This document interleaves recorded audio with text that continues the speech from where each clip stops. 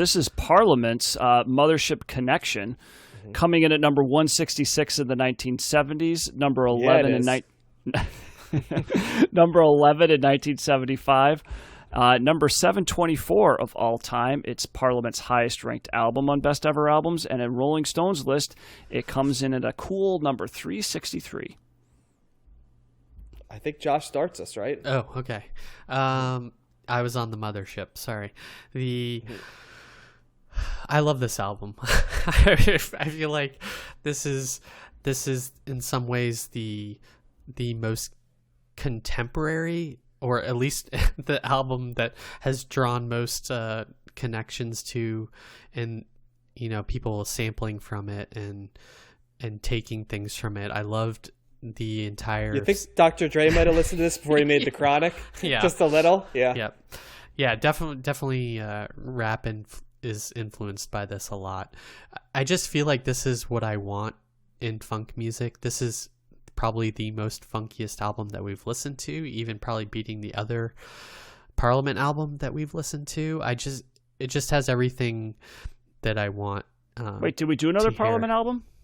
You mean we did a Funkadelic album, which kind of is Parliament, but yeah. Okay, see, I'm getting them confused. So this is a different beast, and yeah, it has the almost like the spoken word aspect to it at time, MC aspect to it, while the music is going on, and then there's people chiming in, and then it's got all these instruments going on. I love the bass and the horns and their ability to like seamlessly meld all of it together in some like really appealing way, and that you can move to, and they like other bands, they don't take themselves too seriously. They really want to have fun with it, from the titles of the songs to the things that they say in it. I put I love the line that uncut funk in the P-Funk opening track. I want my funk uncut, and Let Me Ride from Mothership Connection. That's another Dr. Dre influenced song, clearly. And no, not Dr. Dre influenced. Influenced Dr. Dre. Yeah. Yep. Correct. Or Dr. Dre aped, straight up, aped. By the way, not the only track on this that's all over The Chronic. It's probably the most known one because he basically stole the hook, but yeah. Right. And, along with the bass and the horns and the guitar, they are melding the electronic sounds too, and the synth, and I think some of those other things that we talked about with like the Stevie Wonder and probably the Funkadelic stuff that came before this, and even something like on the last track, Night of the Thumpasaurus Peoples, that sounded like a fart machine sort of electronic sound, and they're just doing it in a really fun way, and it's an album I want to listen more to. By far the most famous song on the album is Give Up the Funk. I think everyone would know that if they heard it. But yeah, this was really enjoyable listen for me.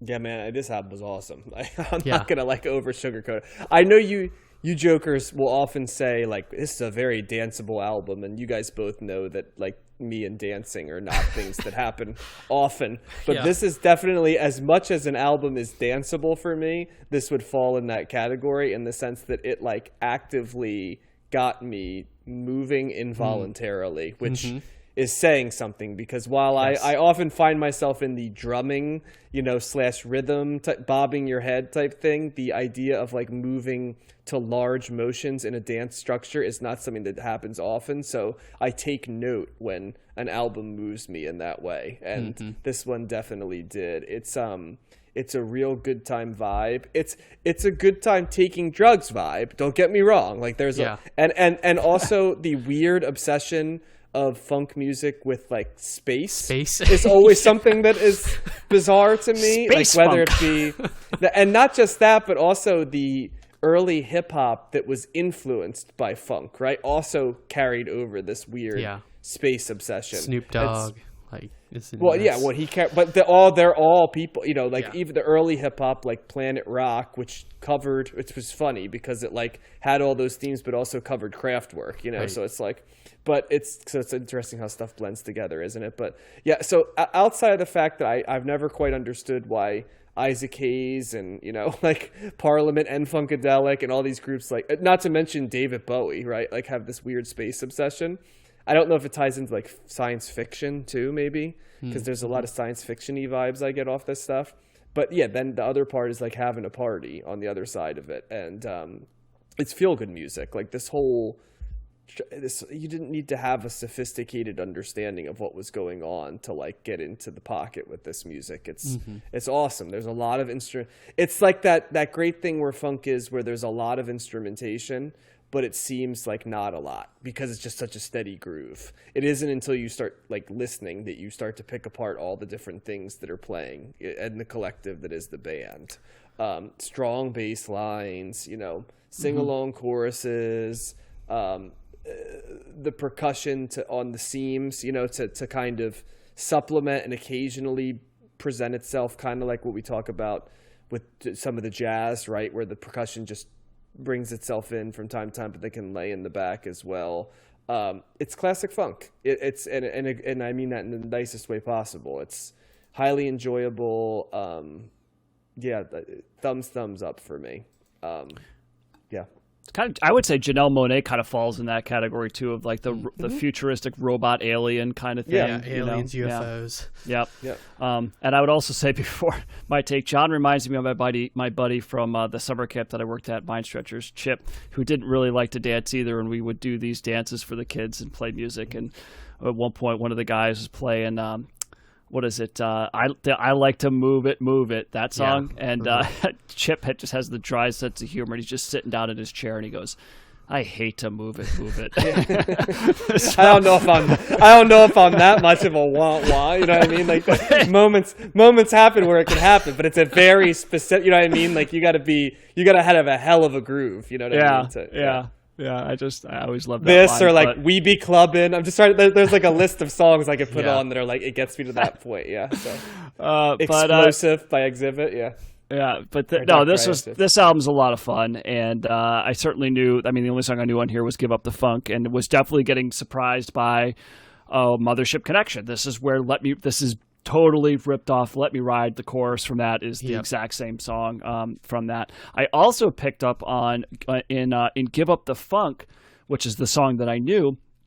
It's not the same as "Let Me Ride" because that's totally stolen, that part. But there's a part in the end of Snoop Dogg's "What's My Name" that's in the end of that song, which I was like, ooh, and it was just Jethro pillaged. Funkadelic, but that was a more subtle thing for me because I picked up. I was like, oh, I know what that is, and then I had to think about it for a few seconds because it doesn't hit you over the head. But I was like, oh, that's kind of cool. So they're so it can be big things and small things, but and I'm sure there's other things in here that were peppered out that I didn't pick up on. Well, it's kind of that, the mother-child thing with the "Let Me Ride" chorus is the same as like the Atomic Dog for like, "What's My Name?" It's basically the same chorus, Atomic Dog, and then you get Snoop Dogg. It's like, okay, it's the exact same thing. Yeah, so. Yeah, but no, this is, I was thinking this would be awesome to see live. Like a big party show to see live. This is not, when I go see live shows, I don't really see funk. And that's the other thing too. I love how they just use the word funk everywhere. It's like as if you don't know what music we're doing. We want to get funked up. We're going to turn up the funk. I want the funk. Like it's just all about that funk. Gotta have that funk, and it makes me laugh. It's a funny UFO. Yeah, it's a funny word. It's fun to say, and it's funny that they just keep saying it over and over again. It's like, I got it. Right on, So I always like that. I always appreciate that about this stuff. But yeah, I would love to see this stuff live. This is just like I could just see the band like this. I don't know how many members are in Parliament, but I in the videos that I've seen, it seems like there's a lot of people doing here, and I could just see them all having like the best time on the stage, and it's just being this infectious energy. And I know George Clinton's kind of like a very colorful guy with all this, the different colored hair and outfits and stuff like that. So I'm sure that they put on a hell of a show. I like the background vocals on this. There's a lot of, they're very good and very energetic. And so there's some slower stuff on here, like the Handcuffs was a slower funked up song, if you will. I was picking up some Prince, like I'm definitely picking up on elements that Prince was picking up here, which is not surprising either. I gotta say though, my biggest issue, what is up with these guys and the fart noises? Josh picked up on it, and it's not a pleasing sound. It was done on the Funkadelic record as well, and it's not like they just do it once. It's like it's always at the end, and it's always like a prominent sound that's just permeates it. And when listening on headphones in particular, it's really noticeable, and I don't like that at all. So I could totally do without fart noises in my funk. I don't need farts in my funk. It's like an electronic like tuba almost they're trying to imitate, but it just overpowers that last song. But that's what it sounds like. You know what I mean? Like it's just like, why is that okay? Why is that a good sound? But overall, I mean, that was on the last track, so I might skip over that again in the future, but overall really like this record. John's right, the bass lines are great. It's not surprising at all that they're like that, and it's fun. The upbeat fun party, great live a great live band to see, I'm sure, and thumbs up from me. This would be Go ahead. I'm sorry. I was gonna say this would be one of those albums, a secret experiment that you'd like play a song in a crowded place and then watch to see how many people start like moving without even like realizing it. That'd be fun.